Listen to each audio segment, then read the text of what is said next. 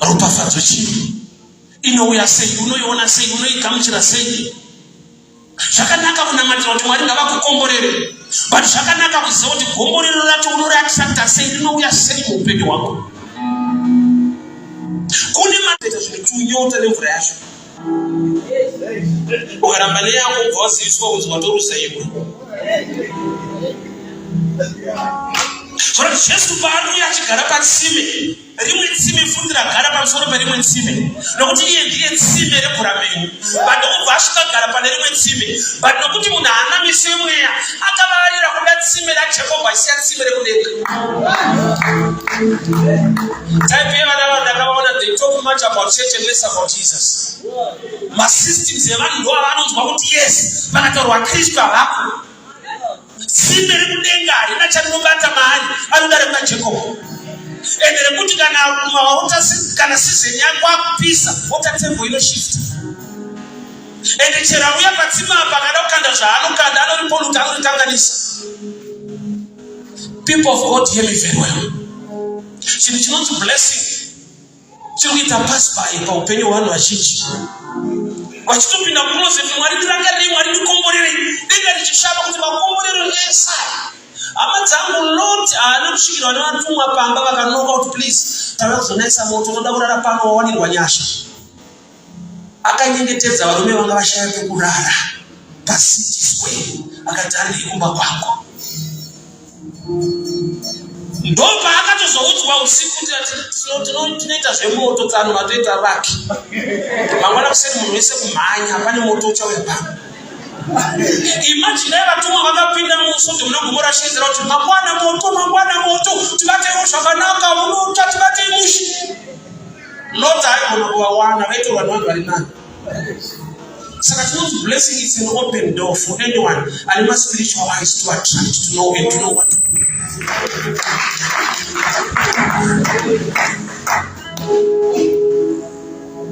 Eliasa anapinda mulocation kuti tauya kuzorora tatumwa naAbhurahama ane mari dzakawanda, anosvikira kutsime ndokunocherwa mvura, kuti munhu ashupira kuita assignment yekumba. Tine vanhu vekuti mumba mavo, mukereke mavo, assignment dzese haana basa nadzo. Chaari kuchema ari pakona kuti Mwari ndikomborerei. Gamba pane mvura inoda kucherwa ende kana waenda kumvura, vasikana pakuenda kunochera mvura kutsime haisi yake kutano their family, kutakura burden reministry. Une zvaunosangana nazvo. Kune makungu aienda richingwa nenyama unopa munhu waMwari aigara kubako. Makungu aya haana kushiya secret makungu for one reason. Mazuva iwaya mvura yainetsa, kwaiva nedrought.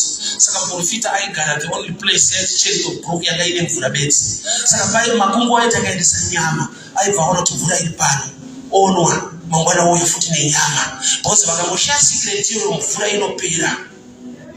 Saka tinokuona munhu kuti vakafunga kushandira Mwari vanotanga havana kukwana. Pakada kuchiundi, unochiti asane manyemwa, ayo vakawana mvura.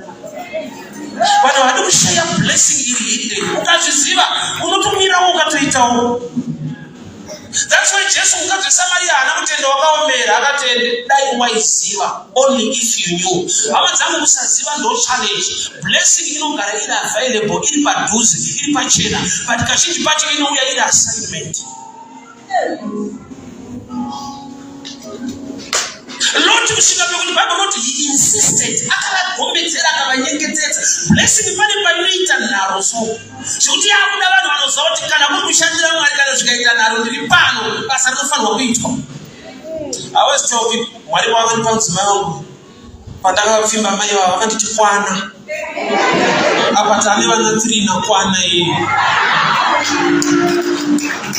Inaiti kana ndapiwa naMwari anongoti it's okay, manamata brother, it's okay. Pakatoshoka kuti munhu ufunge. Rupafadzo inoda vanhu vane mweya wenharo so. Bible noti Jacob wakabata mutumwa akati handikusiyei, kuti ndikatokusiyei maakutoenda, saka ndakutobata. But this time, nokuti ndakuziva kuti pane blessing, hapasina fight. I will not leave you until you bless me. Hatina matrei mwashi tukomborere, hatina matrei Mwari atikomborere. Here's the message. Makomborero anogona kuibwa mu assignment. dzaneka Bible asikuware vakatoramba kuti vanogara rende kuseri usafanira kuti kana satu zvaita so. The same people today vaona maclips nokuti paparedio nokuti unoziva kuti aigara medu chaipo medu ndadzoka futi papapai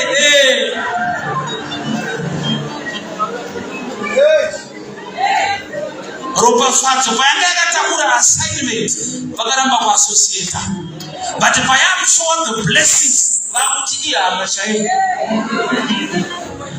Same with life. Iwe une hama dzakawanda ita maroni unotoona kuti pamwe group refamily tati welcome muzukuru tinana sekuru mtown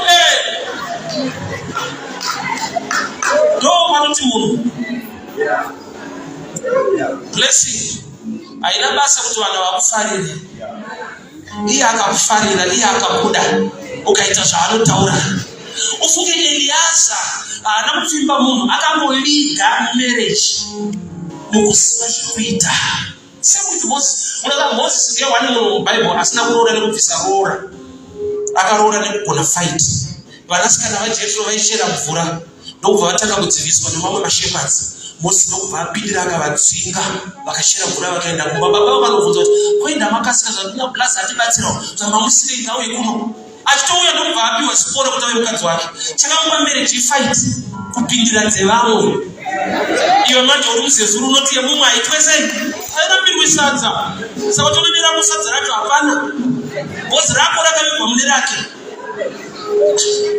Patinoita prayer kuti give us today our daily bread. Awa chingwa chedu kwete changu. Ana nzara ndini but kana makundipa chingwa chisi changu ndechenu. Give us today our daily bread, not my bread. Saka chinoita kuti ushaye chingwa unenge uchida chako. Mwari anetsike kukupa chingwa chedu iwe uda chako.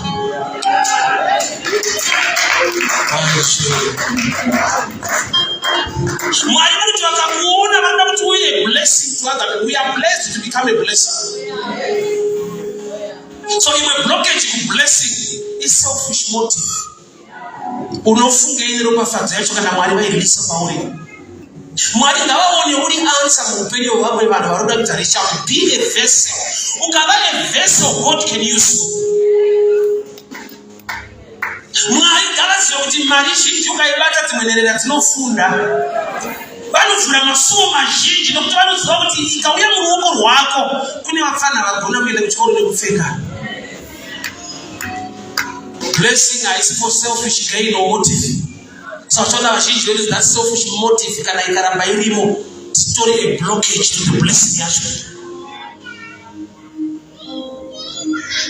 Handikusiyi kusvika mandiropafadza. The questioning, change of name, nekurohwa akabva ipapo aine problem. Kusvika wakutendera kuti vhangeri rikuroore panokomborerwa munhu. Akurese unoziva kana mwaoko achifanira kupindira ari madoubles aucheme kuti apinde. Unoswedera kwaari utambanidza ruoko anokurova akakurova ndokuti apinde. Kuda kuti ukanyanyorohwa pakuda kuti wako akurovewo kuti akubatsire. So shoko raMwari rikasanga kurova chete Isa wakasanga newo hapana chakanaka. Alright, Matthew 20. Kana richiti uyai kwandiri makaneta makaremerwa ndokupa izororo. Vhesi yakati kuti chechikuzari because munhu anoda kuzorora. Vanhu vaneta nezvinhu zvakawanda muupenyu. Saka pakaverengwa vhesi yokuti chechimakazara vanhu vakaita stampede kutsikirirana. Mufundisi paakazoverenga 29. Vhesi 29 iti kudii? Takurai joki rangu nokuti rakareruka. Isitara kuzotura pane kavhesi kekutakura futi. Ende pakatobatana 28. Takurai mutoro wenyu kwandiri ndinokupa izororo. 29. Carry my yoke. Oh, kureva kuti kutakura ndokutura. Let's balance the two. Uyai kwandiri makaneta makaremerwa ndokupa izororo. Matthew 11:20. 29. Carry my yoke. Kureva kuti kuchinja zvokutakura. Akusi kusatakura kuchinja zvokutakura. But that if you carry my yoke, my burden is light. Thank you. Kureva kuti kune blessing inowanikwa nevanhu vanoda kutakura. Alright, I'll give you a simple example. Unozara tukadzi kana ine nhumbu hapo nokumitiswa nemwe munhu kana karepo. Boza nenhumbu kudara. So the devil akakuona wakatakura zvaJesu. Anoita problem neyo kuti haana chaachakutambudza. Boza kutya hakutakudza. Ndikatopa zvangu mugara mupa izvi tikaonana.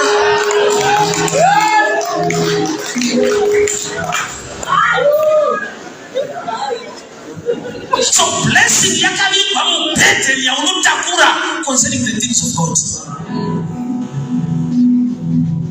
Ropafadzo yakavigwa mukukuvadzwa, ngari mukuvadze shoko. Vanhu vakamuona ngavanhu vedzidze shoko ramuuraya. So, but it's a matter of time. Azvirambe zvakadaro. The other side of the story, murume anonzi Israel wakabereka rudzi rwakatipa madzimambo. The first king was from the tribe of Benjamin. Jesus is the Son of God sitting on the right hand of the Father. Unatarenge benchi. Why not ndiano kuna kubhadhara pasingabhadharwe nemari. Nzara yanetsa kuIjipto haina nemari nemombe zvaramba. Joseph akachiuya ine mufana wenyu wokupedzisira, and the boy happened to be Benjamin. Akava the right payment.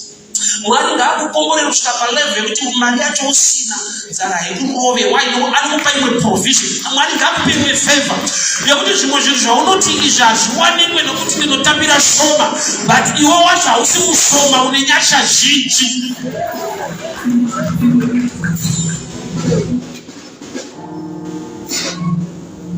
Kudenga kuna Mwari une nyasha dzaanoti akaisa pamunhu. So pane nokuti ukataura chinhu unoti aishuwa unokomborerwa zvokuti hazvifite.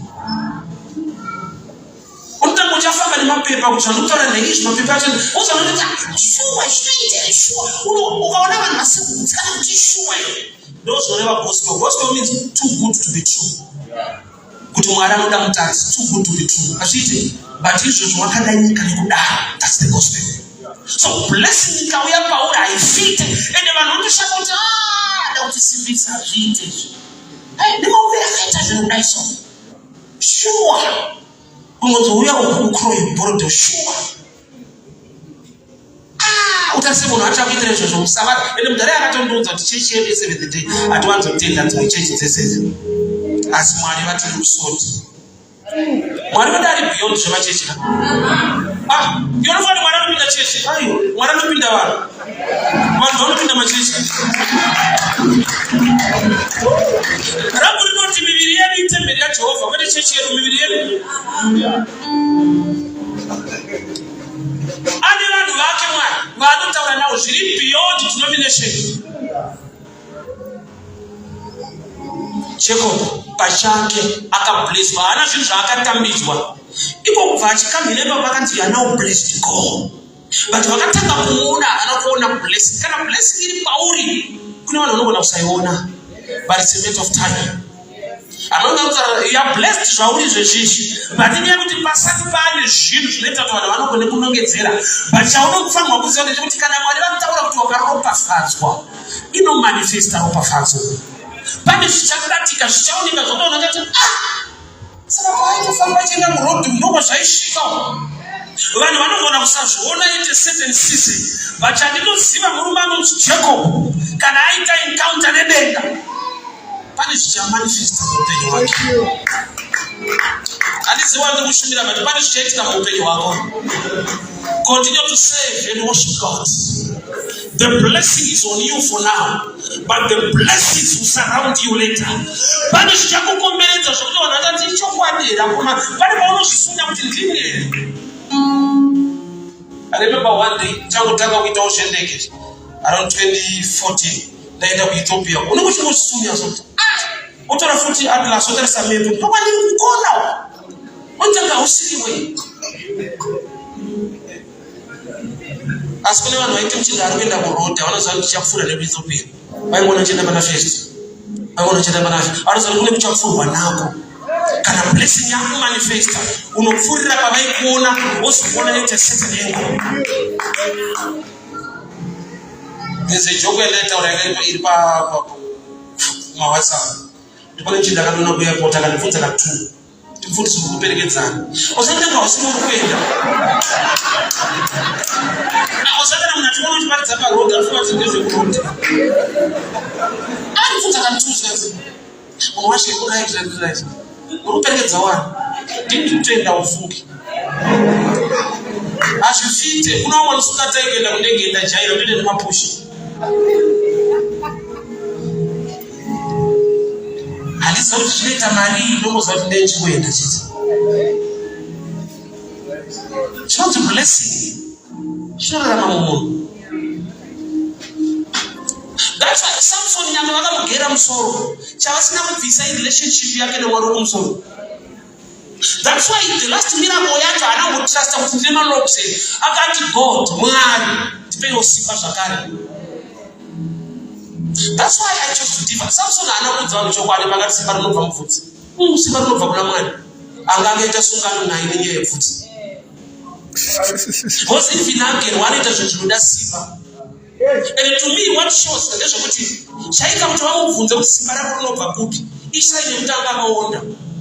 Because kana munhu akasimba simba rinobva kupi ka zvinooneka kuti nyama dziripo imonya. Ukaona kuti simba rako rinobva kupi vanoti Paul hapana kana sign. But mabasa epower kuita. So to me Samson was a slim guy. So blessing iriko yakuti inokuonza kuti uchiita zvine power. Choti vanhu vanoshamisa anozvifambisa sei kufunda haana but unaizvoitika.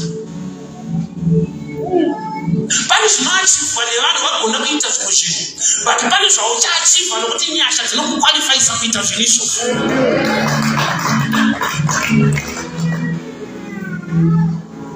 Somebody else wanataura testimony kuru ati kuvaka ibasa osa kuna vanhu vasingangofarawo so poresa wapupura muchitendi yavo kuti asi kuvaka mutambo apedza zvake munhu.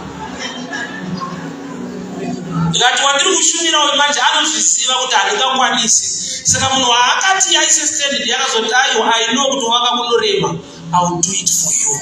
And ndikati munhu chete no is a bank. Uyazoona down level it is bank kuita izvozvo.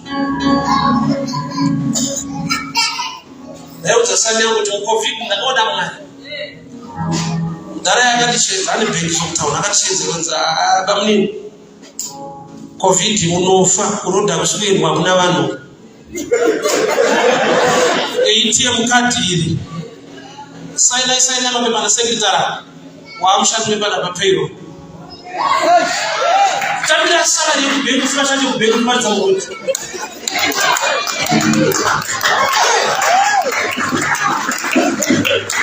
Ndikukura zvinoita Mwari. Kwete zvakaita Bible zvakaita madini. Mudzuka topera so ndozoti yapinda.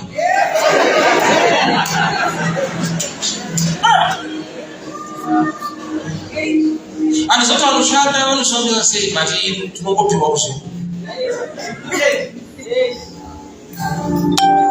Hama dzangu chinonzi blessing chikapfekerwa naMwari pamunhu so utange kutaura drama. Anonzwa kuti Elijah aipiwa chingwa nemakungu ari pamba makungu ayemutsvaka muCovid kwakauya motikari dzinenge 4 dzakatakura magrosari angati mwana vanhu vari kuCanada nekuUK nekuAustralia magrosari achitutsvaka vachitoti ndiko kuti kwamuparika sainayo chikafu chenyu sainayo chikafu chenyu ngati saka nyaya isi makungu Mwari unoita. The Bible is real. Wazuru nhasi namangwana ndiyo tokufumira ari nhasi anotozviti Mwari asumira kuti dai zvinhu zvanaka aiwa unoona kunakirwa zvakadai so unyanzvi hwake huri mukuoma kwezvinhu. Blessing ikagara pauri vanhu vanoshamusa chirudzii. Jacob akati handikusiye kusvika pandiropafadza akaropafadzwa akasiyiwa aine question mark kuvanhu tiropafadzo ridzei. But vakazoziva behind the scenes vakazva iko kutokuvadzwa zvaaitwa izvi pane zvaakubuda mari zveumambo. Thank you. So nemwe washare testimony nevamwe unozoona kuti kwawanda vanhu paridzi Tamira omwana wa Jacob anoba. Zondi wao wanaanza kuzitimba mkati. Unadunza watu kwa kuda malika. But mwaruno shita watu wanawako ndio nimekita basaraki. Unazani Mungu ya Elisa yakaenda activate na Maria. That's why Maria bakati chwane mwana. Akati na Elisa uya akasika berekeo. Kuna tumwe Mungu ngo market anyasha za mwana. Mwana kunza kuti yo zvinoita Elisa ainza aberekeo yenda kugomore Judea. Ati only 6 months. Kuna tumwe Mungu kuti mwari va market kugona kwawo. Be a person ukuthi mwari akadamuradza kuti komborerwa muri iwe. Udza vanhu kuti nyaya haisi yeBhaibheri inoitika nhasi. Zvakati nomunhu anokunyara nokuzonokanidzira tsitsi. 7th day. Auye kurodha achitwa tichiparidzai. But Mwari vakaminista kwaari akati tichazviita nokuti Mwari vachitaura. Church, chinonzi blessing chinorarama pamunhu. Chinonzi blessing chinogona kuigwa ma-assignment. So I imagine dai ndakaramba this assignment ekuita basa raMwari paroad ndaizogara kupi? Ndaramba neimba pekugara. Ndaramba nezvizhinji Mwari zvanoita. Ndoita makona kuti Mwari zviratidzei, ndikombore zviratidzei. Mwari vanenge vachakukwenyo newewo hauzivi zvekuita.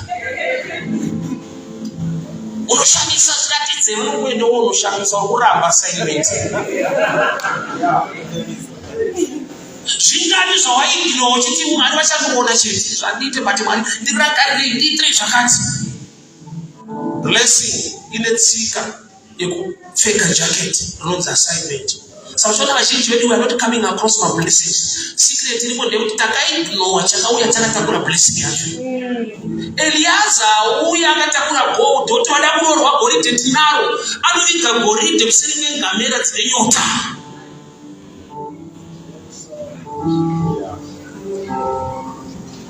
I was talking to this man kuti vane nzara yekuita basa raMwari more than nzara yezvimwe. Zvese unoda kuachiva nekudii muupenyu hwesuccess iti Mwari I am here, use me for the glory of your name. Uone kutendeka nekururama kwakaita Mwari. Mwari vanopindura minamato pamwe pacho vanopindura zvaunoshuvira kwete minamato nekuti vanonzvera mwoyo. Vanonzwa prayer but pamwoyo vanonzvera futi. Vanonzwa kuti anokuparidza zvavo but havana pekugara vane shungwa. Sakuri zvimwe zvokuti Mwari vanopindura zvatisina kutaura but zvavanonzvera zviri mumwoyo ndo zvatinoshuwirawo izvi. Dai Mwari atibatsira taregera kuignore assignment yakatakura the blessing. Usati wabatwa musoro, batwa mukati memusoro. Piwa information, knowledge, know what to do, especially in the house of God.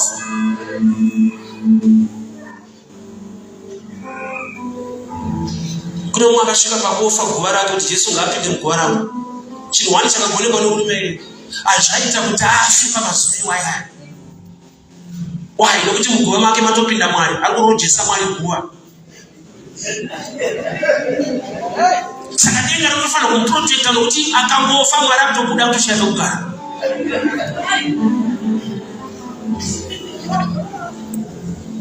Akati Mwari chigare apa ini ndirare pansi. Bani mukandirega ndichifa kuno kundopinda imo munobuda futi pansi. So chaakaita ichocho. Even hove yakatakura Jona yakablesswa. Why? Because vanhu vanoraura vanobata hombe. Saka ina Jona haibatiki kana mukatrepa sei because iri paassignment. Inofanira kunorutsa muprofita ari kuenda kuNineveh. Saka hove ikagotakura Jona yane security. Haichada kujeka mambure anojeka hove yacho. Why? Because yakatakura chaMwari. Kune basa rinoda kunoitwa kuNineveh. Saka hove ikatakura Jona yasafe. Dzimwe dzinobatwa dzoitwa sedzekuti iye inongozva kuti mudhara wandinaye hakuna kwatungeti kusvikana nomurutsa. Inenge assignment inenge nhongo. Mukadzi kana ane nhongo ndopa anotiwo zvakatoko nekuyema and achiandastendekawo soso. Why? Because ane chaakatakura. Akangobereka chete anonzwa zvinhu zvawo matema. Zvaanambitsa zvichaita nomboitawo rufufu zvakaoma. But kana ine nhongo tinomhanya. So problem ndekuti ndombi yacho 9 months unoema for 9 months. Nechiteni zvavharana. Saka mati kana wakatakura Kristu for life unoema upenyu hwese.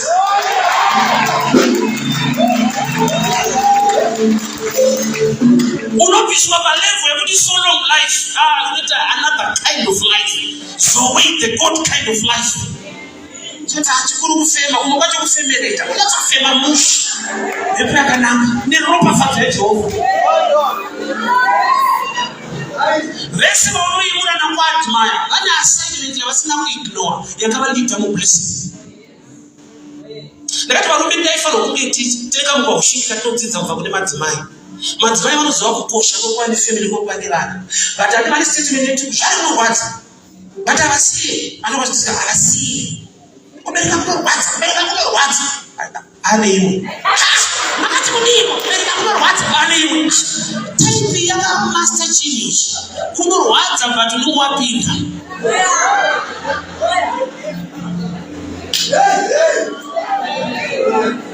assignment ichirema unge ichirwadza asi panoberekwa kajunior so ukaziva kuti zvinobereka ropa fadzo you take pleasure in saving in the house of the Lord. I even better the opportunity, blessing, favor.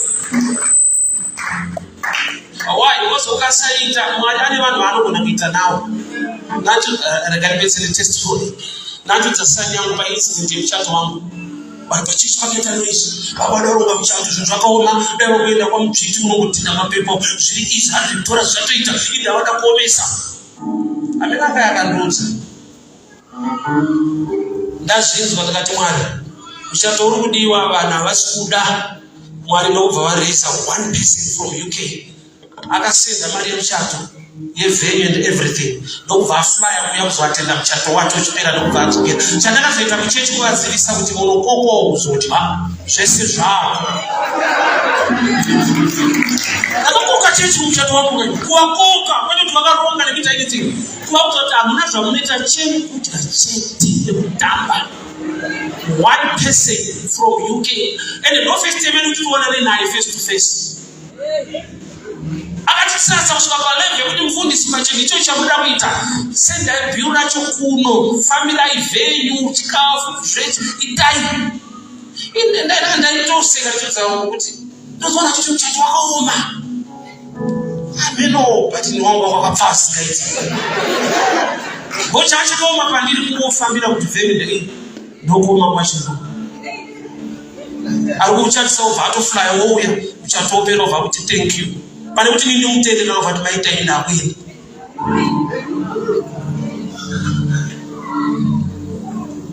chinonzi blessing chikaenda pamunhu chinoita zvinhu zvinoda mari zhinji iwe usina zhinji yacho ondakadzomaita kuti ndinoda kurongerwa muchato kana gore rese chauti kuronga ina ndotenda varonga masteps akatambwa zveemergency bodzatowana venda kutoti chato next week vanhu vaita masteps usiku usimaipedza na 10 kuti vakatengu vanga vanonokera muchato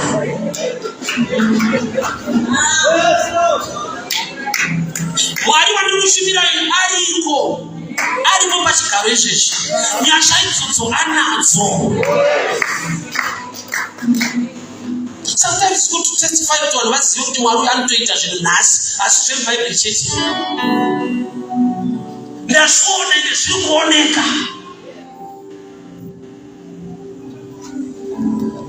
Pana ndozopedzera wakuita nguva yekupupura iri nguva yekuparidza hatifanira kupupura panguva yekuparidza but anyway zviri kutidenga.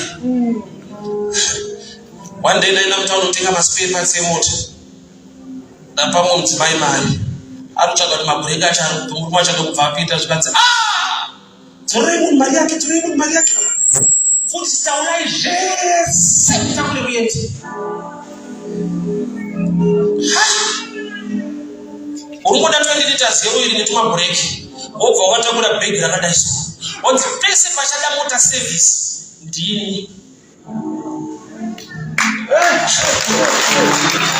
unozorora usvika pakuzorora asi Mwari unoita budget zvinokwanire ndiite chini wanzi vaMwari vapinda kuti hauna chauchaita iwe paridza chechi.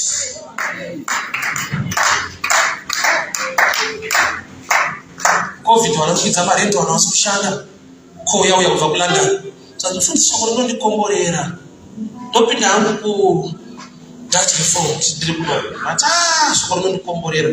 Takasi alikuwa kuzibabu watu mnogara alikuwa kubahari. Duka tukara. Takambona wansi wao kuzibabu. Motor force. Mwana utaranoani. That reformed. Titana. Kirenti ngawachimira. Tulatu akali tichiti. Ufunge hali zote mwaro unotonzwa kuti ndine chikwereti kuna mwana mwana wacho vanyanya kuti chikwereti so ndina kuparidza vana vanoparidza every day street kana siri street zviri paFacebook like ndine chikwereti ko mwana wacho vanyanya vanenge vachadzira nomwana kuti ndine chete ngoda kudaiso mwana wawe ngoda kudaiso mwana wapindi vari kuti tsano mira inova ishoko mira izvi nokusota izvi zvekuti unotozona kuti have become a blessing for sure. Hata zvakaona zvekunongedzera but indiro wacho ndopisa.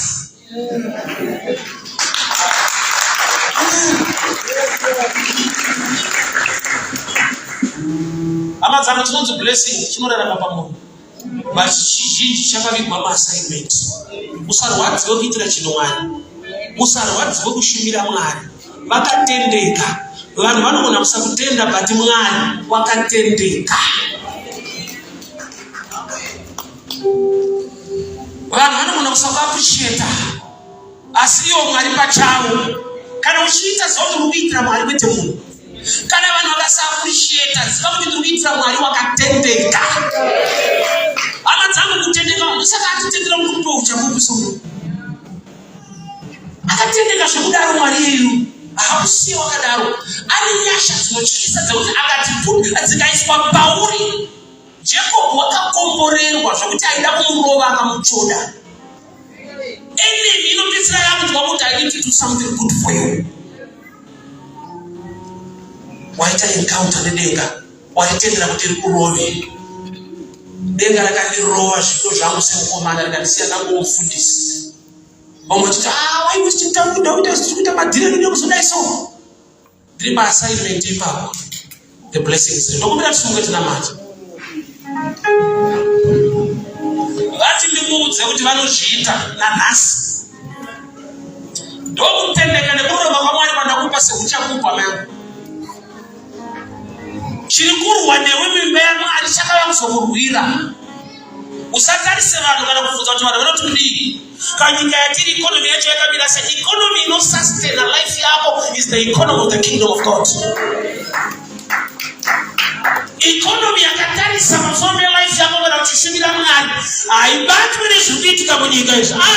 Kuna Mwari wokuti his head is not short. Jesu akaberekwa maWisemen akabva kune imwe nyika. Malocals akasakucelebrate. The end of God is not short.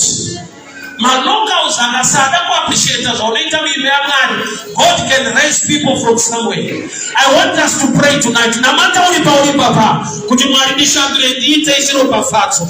Make me a blessing, make me a blessing, make me a blessing, make me a blessing. Father, in the mighty name of Jesus. Father, in the mighty name of Jesus. Iteyo chiropafadzo baba. Ipeyo nyasha nesimba rekushumira muimba yedu. Sisati Rebecca unoshumira nekupangamera mvura. Use me, Lord. Use me, Lord. Grant me the grace to attract the blessing, to attract the favor. Baba ndikunamata. Pesa baderopa fadzi yangu ndipe mweya wokuziva, mweya wokunyuma, mweya wokugona kuona. I will wait, I will save in the house of the Lord. Kusvika baderopa fadza. Ndinoramba ndakabata kushumira. Ndinoramba ndakabata kuparidza. Ndinoramba ndakabata kuimba. Ndinoramba ndakabata nekumira nebasa renyu. Nokuti chandinoziva kundisiye makadao. Pandinoshumira pamuri Mwari. You make me a blessing. Make me a blessing. Make me a blessing. Ite iropafadzo inodarika mari. Ite iropafadzo inodarika maconnections. Ite iropafadzo zita rangu ngarishandurwe. Ngandiro akakomborerwa. Zita rangu ngarishandurwe. Make me a blessing. Make me a blessing. Make me a blessing. Make me a blessing. Make me a blessing. Ite iropafadzo. Mungu wari kushandiswa rano. Ndiriwe kurooreka. Mungu wari kutambudzwa rano. Ndiriwe kukomborerwa. Make me a blessing. Make me a blessing. Detail pafato. Maswaka maupedu. Unitailole mayakadai. Make me a blessing. Make me a blessing. Gashi itike. Kubulie kwangu. Sinampiasha itinga ikombo. Gashi tangire babiri baba. Make me a blessing. Make me a blessing. Babu shato wangu kaiwa uchapupu. Baba sarangu doda kupupura nyasha. Doda kupupura lomba fato. Make me a blessing. Make me a blessing. Economy account yakadai. Itejiwa pafato. Jisika konekwe nengai. Nimimai tuwani say. Jisika konekwe nemufunda. Nyashagazi niwani say. Father, we thank you. We glorify your name. In Jesus' mighty name I pray. Amen and amen. God bless you, church. What am I saying? Don't lose focus and purpose because of those who are speaking negatively against your life. Don't you lose focus and purpose because of those who don't like you. In Zwamu life, there are people who don't like you, whether you are good or bad. You don't take away it from people. People speak negative against your life. You don't take it away from people. So when you expect you are making an error, weeds will always appear, no matter how good you are. Bible rangu rinoti muridzwe munda sowed good seed. So kuva good akudzivise the weeds to be planted around your life.